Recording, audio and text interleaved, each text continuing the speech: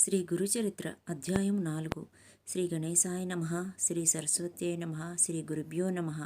దుర్వాస శాపం వలన భగవంతుడు ధరించిన అవతారాలలో ఉత్తమ సాధకులకు మాత్రమే తెలియబడే శ్రీ దత్తాత్రేయ అవతారం గురించి చెప్పమని నామధారకుడు కోరగా సిద్ధయోగి ఇలా చెప్పసాగారు. పూర్వం ఒక కల్పాంత ప్రళయం తర్వాత నారాయణుని నాభికమలం నుండి బ్రహ్మ ఉద్భవించి సనకాది యోగులను మరీచి మొదలగు సప్త ప్రజాపతులను తన మానసపుత్రులుగా అవతరింపజేశాడు. తర్వాత శతరూప మనువులను సృష్టించాడు. వారి కుమార్తె దేహూతి కర్దముని భార్య అయింది. ఆమెకు కలిగిన కుమార్తెలలో అనసూయాదేవి అత్రి మహర్షికి భార్య అయి మహాపతివ్రతగా ప్రసిద్ధికెక్కింది. ఆమె పాతివ్రత్య ప్రభావానికి వెరచి కొండలు శిలలతో గూడి ఎంతో కఠినమైన భూమి ఆమె పాదాల క్రింద మృదుత్వాన్ని వహించింది.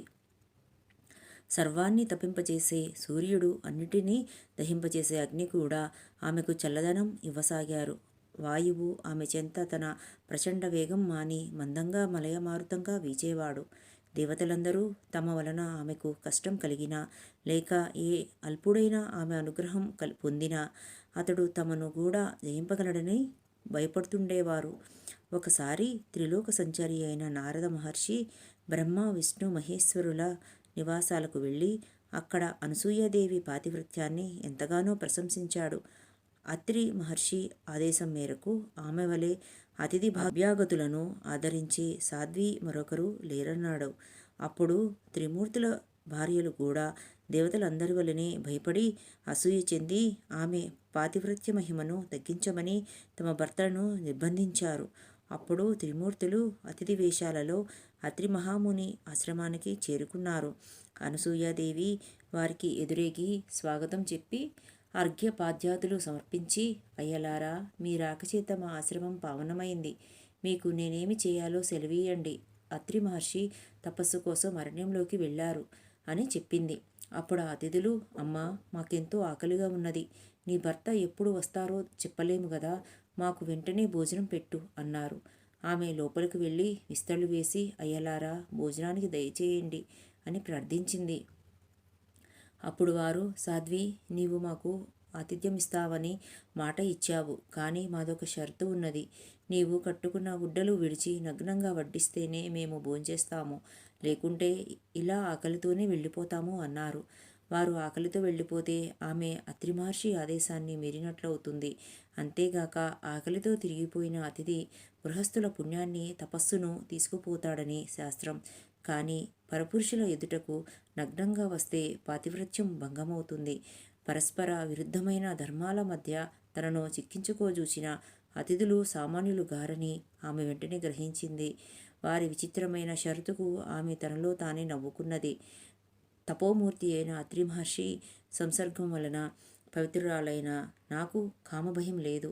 ఆకలిగొని అన్నమడిగిన వీరు ధర్మం ప్రకారం నా బిడ్డలే కాని పరపురుషులు గారు అనుకుని ఆ సాధ్వి, అయ్యలారా, అలానే చేస్తాను, భోజనానికి రండి, లేవండి అని చెప్పి ఆశ్రమం లోపలికి వెళ్ళి అత్రి మహర్షి పాదుకలతో, స్వామి, నేను మీ ఆజ్ఞ మేరకు వారు నా బిడ్డలన్న భావంతో భోజనం వడ్డిస్తాను అని చెప్పుకున్నది.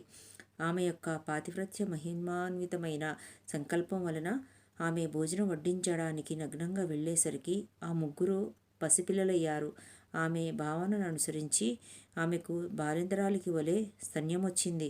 ఆమె వెంటనే మరలా వస్త్రాలు ధరించి ఆ బిడ్డలకు తృప్తిగా పాలిచ్చింది.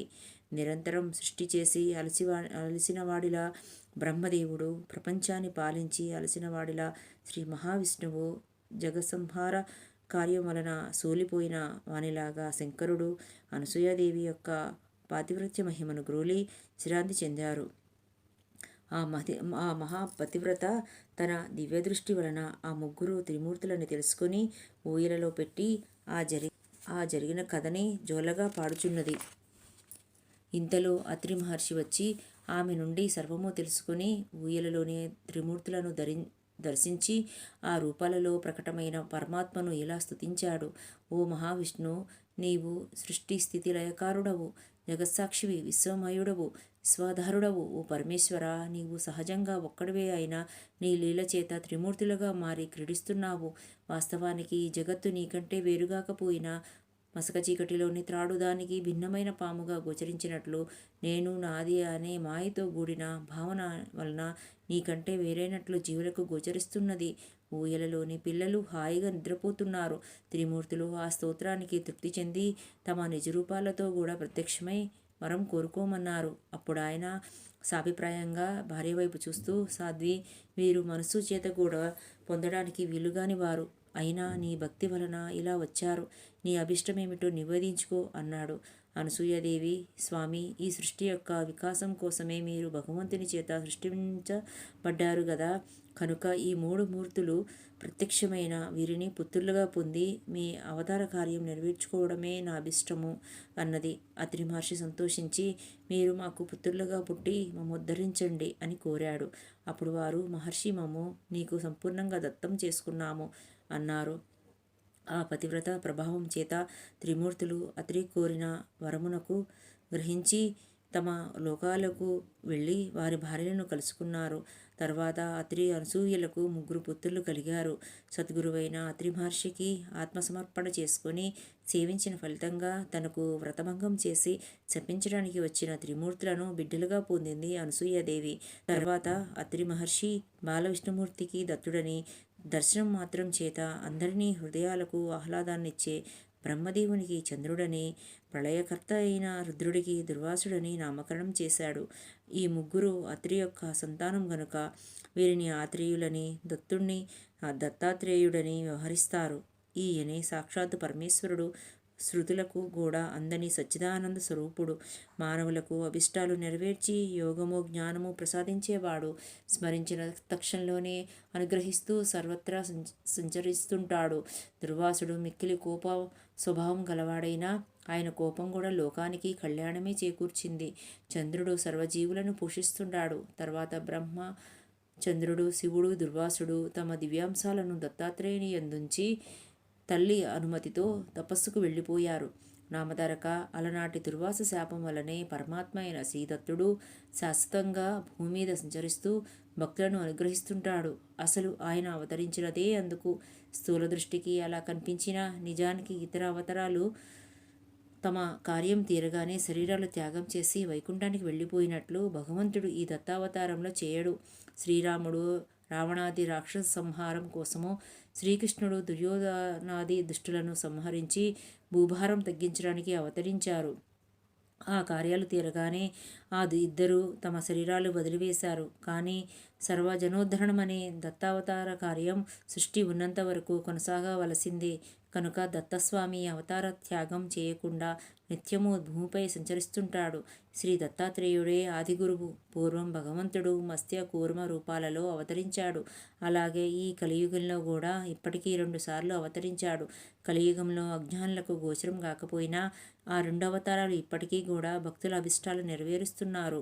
ఇతర యుగాలలో కర్మచేత తప్ప సిద్ధించని పుణ్యం ఈ కలియుగంలో పరిమిత కాలంలో సత్సంకల్పం చేతనే సిద్ధిస్తుంది.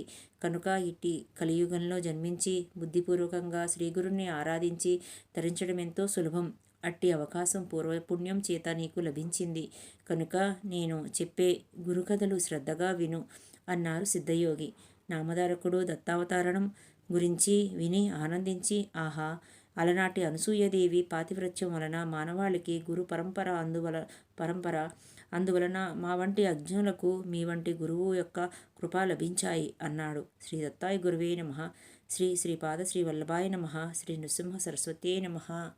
4వ అధ్యాయము సంపూర్ణం. జయ గురుదత్త.